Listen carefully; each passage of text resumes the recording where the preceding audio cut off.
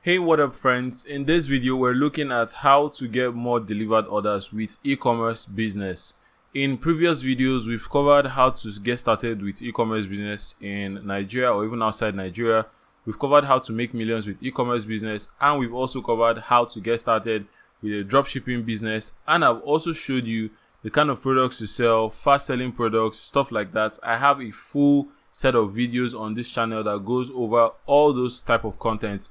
But in this particular video, we're going to be looking at how to get more orders delivered successfully when running your e-commerce business. So if this is a topic that interests you, simply do the following: go down below and comment e-commerce delivery, and also subscribe to the channel if you haven't already, and hit the bell icon so that once I upload the next video, you are going to get it immediately. You're going to get a notification on your phone and you can go watch the video. All right. Let's get into the video. So the most important word when it comes to e-commerce delivery at the end of the day, if you look at all the videos that we've covered so far, you're going to find a common theme, and that is the issue of trust, right? There is a big issue of trust when it comes to e-commerce in Nigeria or even around the world. And if you're able to break past that trust barrier, not only are you going to get more sales, not only are you going to get more delivered orders successfully, but you're also going to be able to build a reputable brand that people love and trust. And so why is delivery important? The first reason why delivery is important is because you want your products to get to the buyer on time. If your products are able to get to your buyer on time, your process is going to work better, meaning that you are going to have a long-term business. Now, you also want your buyers to be able to buy from you again and again and to be able to refer more people. And the delivery is a very important aspect of this, because when people buy a product online, the fact that they did not have like so much trust before, and now they get their delivery and then it's actually the product that they ordered, it gives them this confidence that they can actually buy from this person again. I, for one, have been used to the fact that when I order something from a particular seller and the person delivers what I expected, it inspires trust in me, in the sense that I'm able to buy from that person again. Even though there are other options in the market, I would rather stick with an option that I have tried and tested, and I will also refer more people to that particular person that I have tried and tested. And the third thing about delivery is that it is a valid selling point, meaning that if you are a business that is used to delivering things on time, or whenever you say that you're going to deliver it, you can actually put it in your marketing message. And because delivery is already an issue with most people, when they see that delivery is one of your value propositions, in the sense that you say in your marketing that, for example, if you order a product, you are going to get it under 2 or 3 days unfailingly without any issues, it is a valid selling point, because it kind of like reduces that hurdle of trust. It makes people trust you a lot better. So there are two basic modes of delivery when it comes to selling products with e-commerce. The first one is the pay on delivery model, which I'm going to refer onwards as POD, and then there is pay before delivery, which is the PBD. Now let us look at these two models in depth. The first one, which is the pay on delivery model, also known as POD, is where your buyers pay for the product only when they receive the product. Now this one, if you've sold products on Facebook, you're going to be quite familiar with this, because this was kind of like the first method that many sellers on Facebook started with. They basically sell a product and then they do not collect money upfront. They only get paid whenever the product gets to the hand of the actual buyers. Now, using this system, it has its pros and cons, which I'm going to go over right now. The first thing about this system is that you are going to get more orders, and I put more orders in quotes because in here you're getting a combination of both successful orders and failed orders, meaning that there are people that do not want to order that product. They just want to try their luck. And so they are going to still fall under this category. So technically, you may receive an order. That's why it's in quotes, but you don't have the money in your hand. So it's not really a complete order, except the money actually exchanges hands. And then the second thing about this mode is that there are very high rates of cancelled and returned orders. And this is one of the biggest drawbacks when it comes to using pay on delivery method. The reason for this is because some people, the fact that they have not paid money makes them a lot more unserious, right? It makes them a lot more unserious when it comes to ordering things. In fact, there have been some cases when people will just make an order, just to, see how your own process works. Maybe somebody just came across your advert and then goes ahead to place an order without actually wanting the product. They just want the product to get to them. And then there's some people that they actually travel out. They're not able to receive that product because they're not in town to receive the product. You begin to hear a lot of different excuses. In fact, some other people go ahead to buy from multiple vendors. They go ahead to buy from multiple vendors, and then it's only the vendor that then brings the product first that they end up paying. And then the others, they just give them one flimsy excuse like, I'm out of town, or it's not the product I wanted, or I just wanted to see how your service works. So there are a lot of bottlenecks when using that system of pay on delivery. And then the third thing is that it gives more power to the buyer versus the seller. So using pay on delivery gives more power to the buyer versus the seller, because there are really not a lot of things that you can control when you have to do this pay on delivery method. The buyer has the final say. If the person doesn't decide to collect the product when he gets to his destination, there is nothing that you're going to do, meaning that you have lost money in terms of delivery cost. If you had to pay, let's say, the logistic people to go and deliver that product, you are still going to pay the delivery people, or the logistic people, meaning that you are going to be running at a loss. And that's why a lot of people are opting away from this pay on delivery method. The second method is the pay before delivery method. Now, this is the much preferred option, and it is where your customers pay for the product before you even send it and before they actually receive it. With this system, there is less rate of cancelled or returned orders, and this system gives more power to the seller because you have already collected money for that product, and then you can send out the product knowing that you have already made your money upfront, right? So you are even able to pay the logistic people comfortably, and then the logistic people have more incentive to deliver your product faster. So you have more power here. And using this system, you can make better business projections.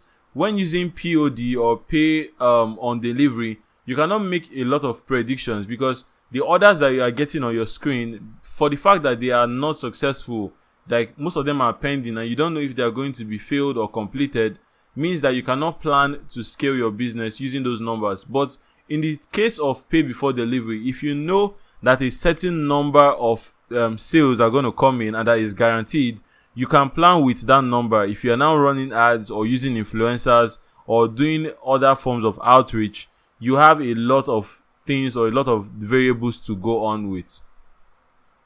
So at the end of the day, what you want when running an e-commerce business is not just ordinary orders, right? At the end of the day, what you actually want is more successful orders, because successful orders is how you actually make money, and it's how you scale your business. It's how you are able to buy more products, it's how you are able to run more adverts, and it's how you are able to build your business. So you should always try and go for getting more successful orders over the vanity metrics of just getting a lot of orders. I've seen cases where people run adverts and then they have over 100 or even 150 orders in quotes coming in, and then at the end of the day, because they are using the pay on delivery method, they are only able to deliver like 30 or 40% of those orders, which is really, really bad. Because when you consider the fact that for the failed orders, they already had to pay money for delivery, they are going to be running at a loss real quick, especially where they are not selling very, very high ticket products. Now, here are some myths that I would like to dismiss in your mind. The first myth is that Facebook users are the ones that are used to pay on delivery. That's what you're always going to hear people that talk about e-commerce tell you. They'll tell you that Facebook users are the ones that are used to pay on delivery, that if you run adverts on Facebook, that people are not going to pay for your product. That is not true. People get used to the way that you treat them. And so if you start a business teaching people that your business is all about pay on delivery, that is what they are going to expect from you. The second myth is that Instagram users are the ones that are used to paying before delivery. And this is kind of true, but it's not true in all cases, because I've seen people that practice pay on delivery method on Instagram, and I've also seen people that practice pay before delivery on Instagram. So there are two different school of thoughts. There are different set of people that practice different systems on the different social networks. Another myth is that people don't pay before delivery, and this is absolutely wrong, right? I see a lot of people that I have shown how to do e-commerce. Most of them do not practice pay on delivery. They only practice pay before delivery, meaning that they collect their money from the buyers before they send out the product. And then the last myth is that I won't get orders if I do pay before delivery, which is absolutely wrong. You are going to get better customers, high value customers, high value buyers, people that are serious, if you decide to move to the pay before delivery model. Now, here's why I'm going to encourage you to focus on the pay before delivery. The first thing, like I said already, is that you are able to build your business predictably. Knowing the number of sales that comes into your business helps you to plan for future marketing endeavors or future advertising endeavors. It helps you to plan things appropriately and accordingly. And now, why you need to focus on pay before delivery is that you have to master building trust, right? You have to master building trust. Post pictures and videos on Instagram. When you post pictures and videos on Instagram, Instagram becomes more like your online shop, because people can visit your Instagram profile, they can visit your Instagram page, and they can see pictures and videos of that particular product that you are selling. Another way to do this is by using testimonials for social proof. When people see that the products that you are selling have been delivered successfully, and that other people who bought those products are testifying that the products are actually good, they are going to be incentivized to buy those products from you. The next point is to build an Instagram page that inspires trust. And in the few previous videos just before this one, I talked about, being able to buy followers and to actually grow your page if you are running a business. And I still stand by that point if you're a business owner, because if you create an Instagram page that inspires trust, once again, you are lowering that barrier of trust, meaning that people are willing to take a bet on you. They are willing to take a chance on you and actually patronize your product or your brand, because they see that your Instagram page is bubbling, right? It's not dead. It's actually active and there are a lot of followers on it. The next point is to have a good customer support staff. You need someone who is very, very good with human relations, someone that relates to people, that doesn't get angry or shouts at people. My best recommendation for this is to actually hire this position out.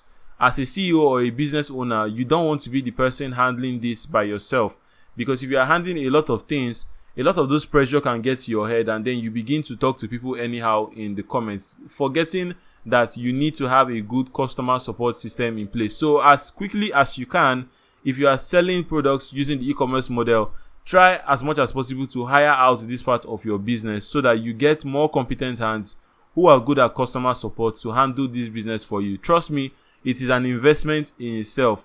Don't say because, I don't have a lot of money or I'm not making a lot of sales, I want to be doing everything by myself. I know people that are very stubborn like that, and it's preventing their business from growing. They are making over 500k, 600k in their business, but they don't still feel comfortable taking just a little percentage out of that money, let's say 10% or 20% of that money, to hire a staff that can actually do good customer support for them. It is an asset to your business, and if you want to grow and scale your business to millions, you need to have a customer support staff system in place.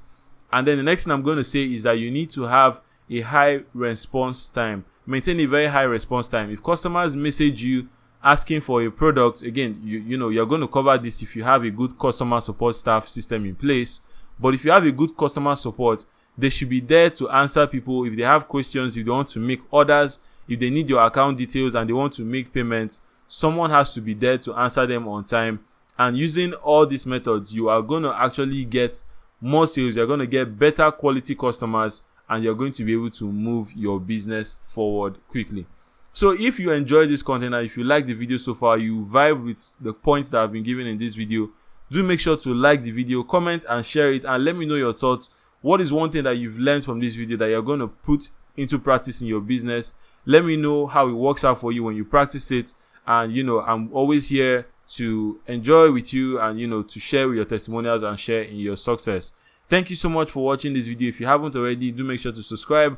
I'll leave links up here on the screen so you can go check out other videos if you haven't already, and I'll see you guys in the next one. Take care.